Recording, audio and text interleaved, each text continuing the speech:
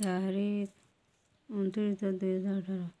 এই তরুণীর মতো গত বছর চট্টগ্রাম শহরে বিবাহ বিচ্ছেদ চেয়ে সিটি কর্পোরেশনের সালিসি আদালতে আবেদন করেন 4,970 জন, অর্থাৎ দিনে গড়ে 14টি সংসার ভাঙছে।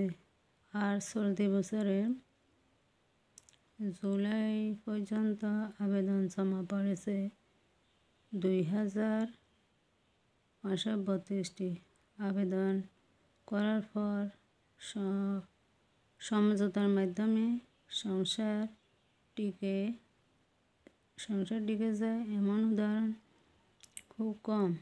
আবেদনকারীদের অধিকাংশ নারী।